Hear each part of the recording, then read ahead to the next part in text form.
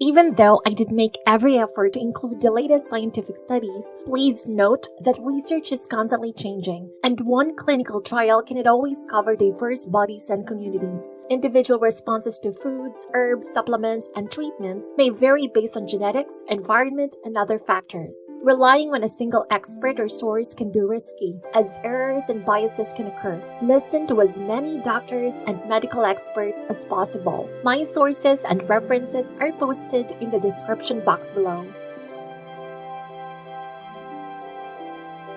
In this presentation, what is N-acetylcysteine or NAC? 18 potential health benefits of NAC backed by limited human studies. Potential side effects of NAC, how to avoid fake NAC supplements, how to save money on NAC supplements, and what you can do if you've already tried it all and followed many doctors and health gurus, but nothing worked. According to a 2017 scientific review, N-acetylcysteine, NAC, is a popular antioxidant supplement known for its ability to fight free radicals in the body. It helps boost glutathione, a key antioxidant. NAC is used to treat different disorders linked to free radical damage and can also alleviate thick mucus discharges. Here are 18 potential health benefits of NAC backed by limited human studies. 1. May help manage chronic bronchitis and chronic obstructive pulmonary disease, COPD symptoms. In a systematic review of 39 trials analyzed from 1976 to 1994, published in 2000, oral NAC significantly reduced the risk of exacerbations and improved symptoms in chronic bronchitis patients compared to a placebo. It was necessary to administer it for a minimum of 3 to 6 months, as a 2016 study found that a 2-month course of NAC did not show improvement in COPD and chronic bronchitis. In a 6-month trial in 79 participants published in 2016, a single supplement of NAC or vitamin C could enhance both nutrition and antioxidant status in COPD patients, offering a potential avenue for managing the condition.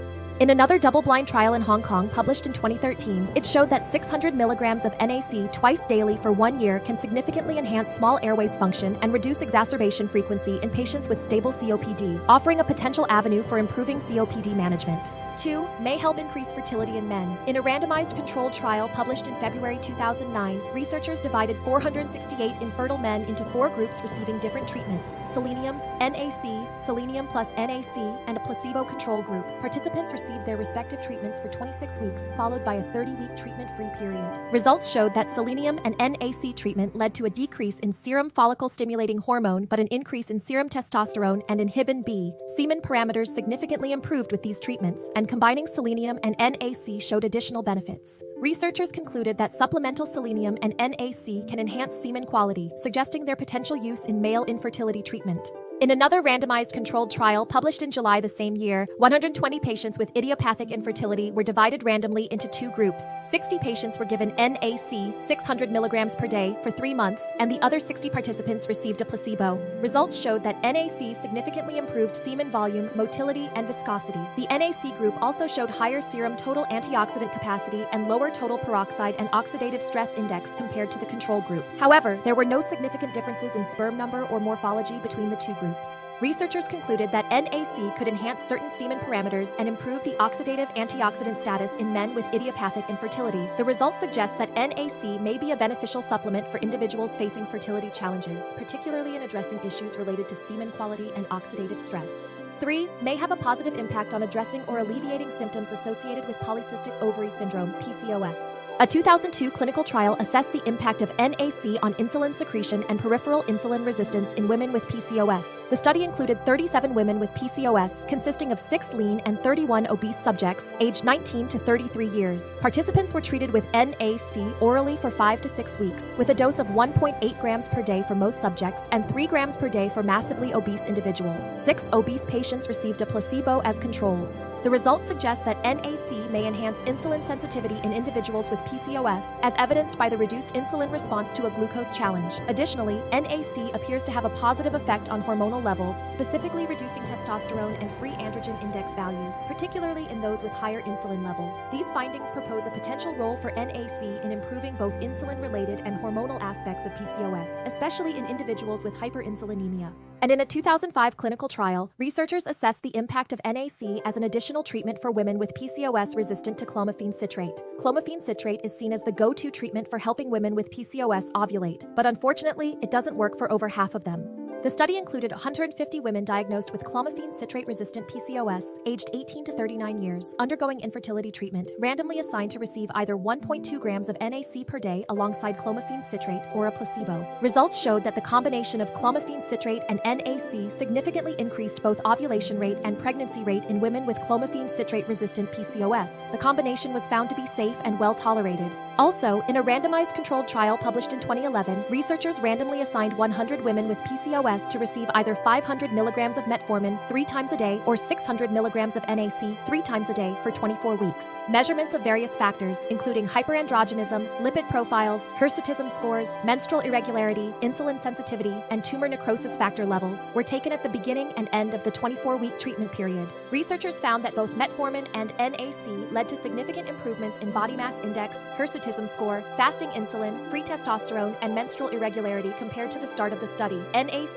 additionally resulted in a significant decrease in total cholesterol and low-density lipoprotein levels, while metformin only decreased total cholesterol. Tumor necrosis factor levels increased for both groups, but the change from baseline was not significant. Tumor necrosis factor is a protein that plays a key role in the body's immune response. It is produced by various cells, including immune cells, and functions as a signaling molecule. TNF is involved in inflammation and can trigger responses that help the body fight off infections and regulate immune system activities. Researchers concluded that metformin and NAC showed similar effectiveness in improving hyperandrogenism, hyperinsulinemia, and menstrual irregularity in women with PCOS. Both treatments were effective, and while NAC had additional benefits on cholesterol levels, the impact on insulin sensitivity was not associated with changes in TNF levels. In another randomized controlled trial published in 2015, researchers randomly divided 120 women with PCOS into 3 groups: clomiphene citrate group, clomiphene citrate plus NAC group, and clomiphene citrate plus metformin group. Results showed that the clomiphene citrate plus NAC group had a significantly higher average number of mature follicles, and their pregnancy rate per patient was also higher compared to the other 2 groups. Additionally, this group showed a significant improvement in endometrial thickness. Moreover, in April 2016, a randomized controlled trial was published in which researchers explored the effects of metformin, NAC, and their combination on follicular fluid, oocytes, and embryo quality in women with PCOS. 60 Iranian women with PCOS aged 25 to 35 years were divided into 4 groups: metformin, NAC, metformin plus NAC, and placebo. After 6 weeks of treatment, the NAC group showed a significant decrease in the number of immature and abnormal oocytes and an increase in the number of good quality embryos compared to the placebo group. Malondialdehyde levels, a marker of oxidative stress, decreased significantly in the NAC and metformin plus NAC groups. Leptin levels were significantly lower in the NAC, metformin, and NAC plus metformin groups compared to the placebo group, and insulin and luteinizing hormone levels were significantly lower in the metformin and NAC groups. The findings suggest that NAC could be considered as an alternative to metformin in improving oocyte and embryo quality in women with PCOS undergoing fertility treatments. In the same year, another clinical trial was published in which researchers compared the effects of NAC and metformin on PCOS. The study included 94 women, with 46 in the NAC group and 48 in the metformin group. Participants were given either NAC 600 milligrams 3 times a day or metformin 500 milligrams 3 times a day. After 24 weeks of treatment, the NAC group showed significant improvements compared to the metformin group in terms of body mass index over 30, mean BMI, abnormal uterine bleeding complaints, fasting blood sugar, fasting insulin, and low-density lipoprotein, LDL. Triglycerides and total cholesterol did not show significant differences between the 2 groups after treatment, but high-density lipoprotein, HDL, was higher in the NAC group. The study concluded that NAC is more effective than metformin in improving lipid profile and fasting blood sugar and insulin levels in women with PCOS. This suggests that NAC could be a beneficial alternative for managing certain aspects of PCOS. 4. May enhance kidney function and cardiovascular health in people with chronic kidney disease, CKD. In a meta-analysis published in 2021, researchers looked at data from 15 trials involving 768 CKD patients. The findings indicated that NAC reduced cardiovascular events in CKD patients, with a risk reduction of 40%. The kidney function indicators were better in the NAC group compared to the placebo group. Importantly, no one had to stop the treatment due to side effects. Researchers concluded that NAC is not only safe but also beneficial for people with CKD. It helps kidney function, eases inflammation, and lowers the risk of cardiovascular events. 5 may offer protection against influenza. In a clinical trial published in 1997, 262 participants, the majority were elderly individuals with non-respiratory chronic degenerative diseases, were given either placebo or 600 milligrams NAC tablets twice daily for 6 months. The study assessed the frequency, severity, and duration of influenza-like episodes and analyzed immune system responses. Results showed that NAC treatment significantly reduced the frequency, severity, and duration of influenza-like episodes. Symptoms, both local and systemic, were notably diminished. While both groups had a similar rate of H1N1 influenza virus infection, those under NAC treatment showed a remarkable 54% reduction in symptomatic cases compared to the placebo group. Additionally, in a 2010 comparative study, NAC demonstrated impressive antiviral and anti-inflammatory properties, reducing both virus replication and the production of inflammatory molecules. By the way, before I continue, if you're new here, I'm Jera from the Philippines. Welcome to my channel where I share my knowledge and discoveries about everything related to natural health remedies and personal development gained from reading scientific journals and books written by doctors and experts. If you also have a gluttonous appetite for new knowledge, please consider subscribing. Also, you may want to check out my ebook, 40 Wrinkle Fighters Other Than Retinol, backed by scientific studies. Just click the link in the description box below for more details. Moving on, 6. May lower homocysteine levels and improve endothelial function in patients with hyperhomocysteinemic coronary artery disease, CAD. In a randomized controlled trial published in 2007, 60 CAD patients were divided into 3 groups: 5 mg folic acid, 600 mg NAC, and placebo. After 8 weeks, results showed that both folic acid and NAC therapies significantly reduced plasma homocysteine levels and improved endothelium-dependent dilation compared to the placebo. The improvements in endothelium-dependent dilation were similar between the 2 treatments. Endothelium-dependent dilation refers to the ability of blood vessels to widen in response to certain signals from the endothelium, the inner lining of blood vessels. If endothelium-dependent dilation is improved, it suggests that the blood vessels are more responsive and efficient in regulating blood flow, contributing to better cardiovascular function and health. Also, in a 2015 study, researchers reanalyzed 2 double-blind, placebo-controlled trials in unmedicated middle-aged men, 40 with high lipid levels and 42 with normal levels. Both smokers and non-smokers were included in each group. Researchers found that 4 weeks of NAC treatment significantly reduced harmful homocysteine levels and increased beneficial cysteine levels. It also helped lower blood pressure, especially in the group with high lipid levels. Interestingly, the effects of NAC were not significantly influenced by factors like high lipid levels or smoking. 7. May help reverse oxidative damage induced by antibiotics and anti-tuberculosis drugs in the liver and ears. In a randomized controlled trial published in 2010, 60 new TB patients aged 60 years or older were split into 2 groups. Group 1 received the standard TB drug regimen, and Group 2 received the same regimen with the addition of NAC.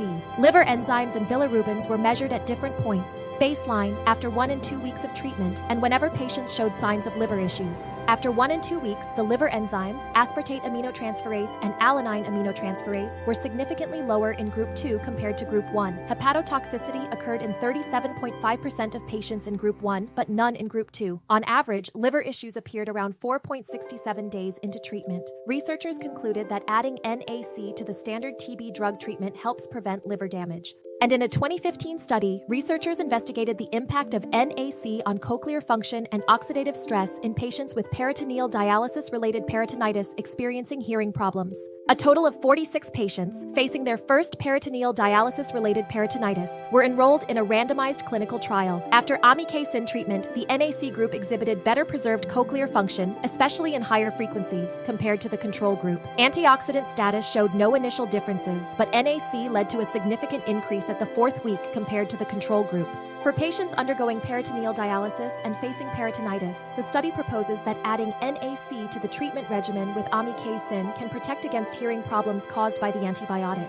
This emphasizes the importance of careful patient monitoring and potential supplementation with NAC when amikacin is used. 8. May help treat complex regional pain syndrome type 1, CRPS1. Complex regional pain syndrome, CRPS, is a chronic pain condition characterized by severe and prolonged discomfort that typically affects an arm or a leg. It often follows an injury or trauma to the affected limb, but can also occur without any apparent cause. CRPS can lead to difficulty moving the affected limb, and in severe cases, there may be loss of function. CRPS type 1 occurs without any identified nerve injury, while CRPS type 2 is associated with a confirmed nerve injury. In a clinical trial involving 146 patients published in 2003, it showed that dimethyl sulfoxide, DMSO, and NAC are generally equally effective in treating CRPS 1. 9. Might enhance the effects of H. pylori treatments. H. pylori is a type of bacteria associated with stomach infections. It is the most common cause of stomach ulcers. In a 2013 clinical trial, researchers divided 60 dyspeptic patients with confirmed H. pylori infection into two groups. The experimental group received NAC in addition to standard triple therapy, and the control group received a placebo alongside standard triple therapy. Results showed that H. pylori eradication rates were 70% in the experimental group and 60.7% in the control group. Notable differences were observed in erosive gastritis and erosive esophagitis. The study suggests that NAC may enhance the effectiveness of H. pylori triple therapy, potentially by reducing mucus thickness and improving antibiotic permeability. Although NAC itself doesn't directly combat H. pylori, further studies with larger sample sizes are recommended to validate these findings. In another controlled trial involving 99 patients with H. pylori infections published in 2016, researchers assessed the additional benefits of adding NAC to the first-line sequential therapy for treating H. pylori infection. They found that the eradication rate of H. pylori was slightly higher in the group receiving a combination of the first-line sequential therapy and NAC compared to the group receiving only the first-line sequential therapy. However, it's noted that the difference did not reach statistical significance in the current data. The authors recommend conducting larger trials to gather more data and determine if the observed trend towards higher eradication rates with the combination therapy holds true on a statistically significant scale.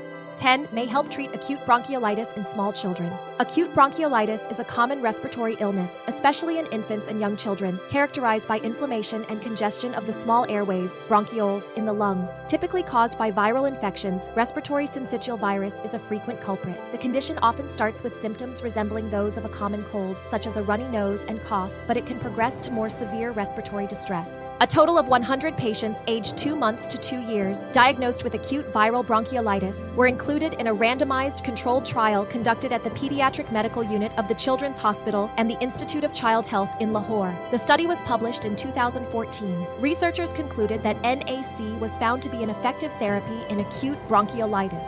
11. May help with mild to moderate acne. In a randomized controlled trial involving 99 patients published in 2012, the data analysis revealed that a 5% acetylcysteine topical gel is significantly more effective than a placebo in reducing comedo counts, indicating its efficacy in treating mild to moderate acne. The positive results were consistent across both male and female participants.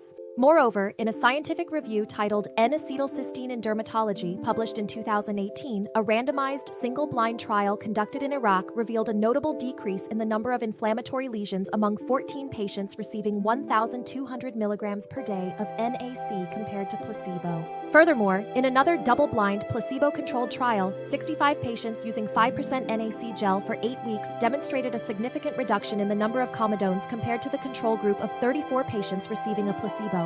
12. May lessen the effects of traumatic brain injuries experienced in combat. In a 2013 study in 81 active duty service members exposed to blast-induced mild traumatic brain injury in Iraq, NAC was compared to a placebo. Those receiving NAC within 24 hours of the blast had an 86% chance of symptom resolution, significantly higher than the 42% for the placebo group.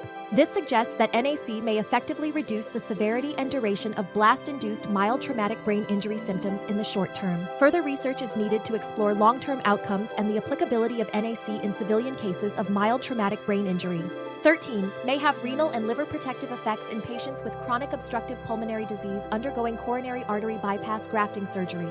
In a 2018 study in 70 chronic obstructive pulmonary disease (COPD) patients undergoing coronary artery bypass grafting, those given 900 milligrams of NAC per day for 7 days before surgery showed improved kidney and liver functions. The NAC group had significantly lower ammonia and lactate levels after cardiopulmonary bypass and postoperative periods compared to the non-NAC group. Additionally, creatinine and blood urea nitrogen levels were lower in the NAC group at the postoperative 48th hour, indicating better renal function. In summary, NAC pre-treatment seems to positively impact renal and hepatic functions by regulating ammonia and nitrogen metabolism and reducing lactate in COPD patients undergoing heart surgery. 14. May help improve blood vessel health in people with heart disease. In a study of 60 patients with hyperhomocysteinemic coronary artery disease, CAD, 5 mg folic acid per day and 600 mg NAC per day were compared to a placebo over 8 weeks. Results showed that both folic acid and NAC significantly decreased plasma homocysteine levels and improved endothelial function. The percent improvement in endothelium-dependent dilation was similar for folic acid and NAC, indicating comparable effectiveness in enhancing endothelial function in hyperhomocysteinemic CAD patients. 15. May help with meibomian gland dysfunction, MGD, and dry eye syndrome. MGD is a common cause of evaporative dry eye, where the inadequate oil production leads to increased evaporation of tears.